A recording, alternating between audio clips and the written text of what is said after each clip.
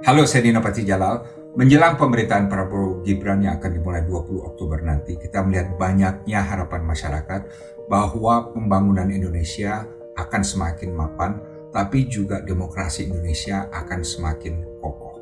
Dengan kata lain, ada harapan bahwa pembangunan ekonomi dan pembangunan demokrasi harus ditempatkan dalam posisi yang sama. Agenda besar dan semangat reformasi yang muncul di tahun 1998 juga harus terus diperjuangkan. Aspirasi, kritik, dan saran dari masyarakat mengenai pembangunan demokrasi dan reformasi perlu dijadikan bahan masukan bagi pemerintahan Prabowo Gibran. Dalam hal ini, pada tanggal 30 Juli 2024, Foreign Policy Community of Indonesia menyelenggarakan suatu forum demokrasi dan kepemudaan yang mengundang sejumlah pemudi yang cemerlang di bidangnya masing-masing dan dari berbagai daerah di Indonesia, serta juga dari forum sipil kepemudaan untuk berdiskusi mengenai apa yang mereka ingin lihat dalam pembangunan demokrasi dan reformasi ke depan. Dari pertemuan ini mereka kemudian menyusun suatu surat terbuka kepada Presiden terpilih Prabowo Subianto mengenai 12 butir harapan dan rekomendasi mereka. Surat ini sepenuhnya disusun secara independen oleh mereka berdasarkan semangat dan kepedulian yang khusus dan otentik terhadap masa depan Indonesia. Dan saya kira kita perlu mendengarkan masukan berharga dari para pemuda ini karena kita tahu dalam sejarah Republik, pemuda adalah komponen masyarakat yang paling energik, paling idealis, paling progresif, dan paling nasionalis. Jadi kalau kita melihat sepanjang sejarah kita, momen-momen penting, apakah itu Hari Kebangkitan Nasional, apakah Sumpah Pemuda 1928, apa Revolusi Kemerdekaan, atau Gerakan Reformasi 1998, dan lain sebagainya, pemuda selalu menjadi motor penggerak dan melakukannya dengan semangat kepedulian yang sangat tulus. Untuk itu kami tentunya berharap Presiden terpilih Prabowo Subianto dapat menerima masukan dan aspirasi dari para pemuda ini. Kepada Presiden terpilih Republik Indonesia, Bapak Prabowo Subianto, dengan hormat, kami pemuda-pemudi Indonesia dari latar belakang dan profesi yang beragam bersatu menyerukan agar kepemimpinan Bapak Prabowo 5 tahun ke depan berkomitmen penuh untuk menjaga dan meningkatkan kualitas demokrasi di Indonesia. Dengan tujuan yang sama dengan Bapak Prabowo, yakni mensejahterakan seluruh rakyat Indonesia yang berkelanjutan. Kami hendak menyampaikan 12 poin aspirasi yang menjadi perhatian utama generasi muda.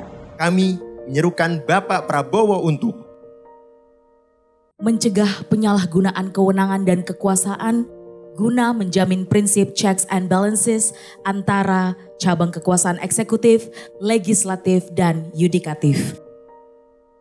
Mempercayakan jabatan publik kepada sosok berintegritas yang memiliki pengalaman dan keahlian yang tepat, sebab tanggung jawab utama dan terbesar mereka adalah kepada kami, seluruh warga Indonesia.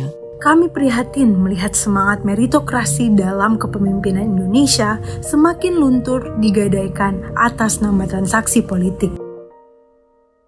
Secara proaktif mengusulkan undang-undang yang bertujuan untuk mereformasi sistem kepartaian dan pemilihan umum guna menjamin akuntabilitas kaderisasi dan pengusungan oleh partai politik. Kami tidak terima dengan realita politik hutang budi yang membuat para pemimpin dan wakil rakyat mengesampingkan program dan kebijakan. Politik uang telah membangun dinding yang tinggi, membatasi calon yang berkapabilitas termasuk kami generasi muda untuk ikut bertarung tanpa harus terlibat dalam suap-menyuap. Dengan tegas memperkuat wewenang dan menghadirkan independensi Komisi Pemberantasan Korupsi (KPK) dan melarang keras keberpihakan politik dalam penanganan kasus korupsi. Bapak Prabowo harus berpihak pada rakyat dalam memberantas korupsi sebagai kejahatan luar biasa yang merenggut hak serta masa depan kami. Sangat ironis melihat persepsi beredar bahwa kejahatan besar korupsi sebagai hal yang lumrah di Indonesia. Bapak Prabowo punya kekuatan dan tanggung jawab yang besar untuk mendorong pemerintah menentang keras upaya-upaya yang meringankan bobot kejahatan korupsi. Menjaga independensi dan profesionalisme lembaga penegak hukum untuk menjamin penegakan dan perlindungan hak asasi manusia. Kami menyoroti kurangnya perhatian terhadap adanya intimidasi dan diskriminasi yang dilakukan oleh aparat penegak hukum terhadap masyarakat sipil, serta upaya penggunaan lembaga penegak hukum sebagai alat kekuasaan. Membuat kebijakan dan mendorong usaha yang lebih besar dalam meningkatkan literasi politik dan membumikan pendidikan politik sampai ke akar rumput. Bagi kami, usaha pendidikan formal maupun non-formal yang ada saat ini belum mampu mengakomodasi edukasi politik yang memadai. Pendidikan politik sudah seharusnya menjadi bekal dasar yang diberikan kepada setiap individu sejak dini, agar lebih baik dalam menjalankan hak dan tanggung jawabnya sebagai warga negara. Menciptakan ruang partisipasi publik yang praktis dan mudah dalam proses perumusan, implementasi, dan pengawasan kebijakan publik. Dalam hal ini dibutuhkan kreativitas dan tekad untuk mengoptimalisasi teknologi digital yang ada. Kami, generasi muda, menyoroti minimnya partisipasi publik yang inklusif, terutama pada proses pembentukan peraturan perundang-undangan. Mengarahkan negara untuk segera memperjelas batasan ruang lingkup profesi untuk jabatan militer dan jabatan sipil demi menjaga supremasi sipil dan memastikan profesionalisme serta kesejahteraan personel militer. Memastikan kebebasan berpendapat, terutama kebebasan pers di Indonesia terjamin, termasuk perlindungan secara hukum. Masih adanya intimidasi terhadap rekan-rekan jurnalis maupun masyarakat yang memberitakan isu sensitif menunjukkan masih kurangnya proteksi di lapangan yang juga merupakan tanggung jawab pemerintah. Pemerintah harus memastikan ekosistem pers dapat menjalankan tugasnya dengan aman dan leluasa karena mereka berperan krusial untuk menjaga dan menguatkan demokrasi. Memperkuat lanskap keamanan siber di Indonesia dengan mempererat koordinasi kementerian, lembaga, satuan kerja perangkat daerah, dan institusi lainnya yang menyelenggarakan urusan pemerintahan di bidang komunikasi, informatika, dan siber. Hal ini dapat dilakukan dengan mendorong penguatan infrastruktur digital disertai dengan keamanan siber yang baik dan memastikan integrasi regulasi terkait tata kelola data di ruang-ruang digital sehingga terciptanya ekosistem digital yang tidak hanya aman namun juga berdaulat. Menciptakan iklim investasi dan hilirisasi yang selaras dengan upaya proteksi dan restorasi lingkungan hidup. Dalam hal ini, Bapak Prabowo harus melibatkan partisipasi aktif dari seluruh pemangku kebijakan, termasuk masyarakat, memprioritaskan prinsip keadilan ekologi dan mengevaluasi dampak terhadap masyarakat adat. Meningkatkan keterwakilan kami generasi muda secara bermakna.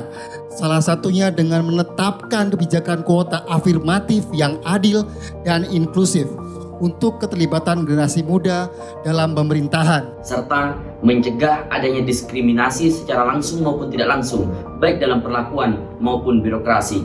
Kami juga menolak untuk diberdayakan sebagai objek politik semata, sebab kamilah pewaris masa depan bangsa ini.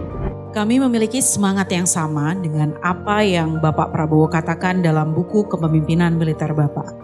Saya percaya tidak ada perubahan yang besar yang terjadi tanpa didorong oleh perjuangan yang gigih, perjuangan yang besar. Untuk itu, kami pemuda dan pemudi Indonesia mendorong perjuangan yang gigih dan besar dari Bapak Prabowo untuk menjaga dan meningkatkan kualitas demokrasi Indonesia untuk 5 tahun ke depan. Kami akan berjalan bersama Bapak dalam perjuangan ini. Kami akan turut mengapresiasi dan terus mendukung pencapaian yang ada. Namun, apabila ada kekurangan, sudah merupakan tugas kami untuk terus mengingatkan para pemimpin dan seluruh bangsa Indonesia. Demikian surat terbuka ini kami sampaikan. Atas perhatian Bapak Prabowo, kami ucapkan terima kasih. Selasa 30 Juli 2024, dikonsolidasi oleh Indonesian Youth Democracy Forum.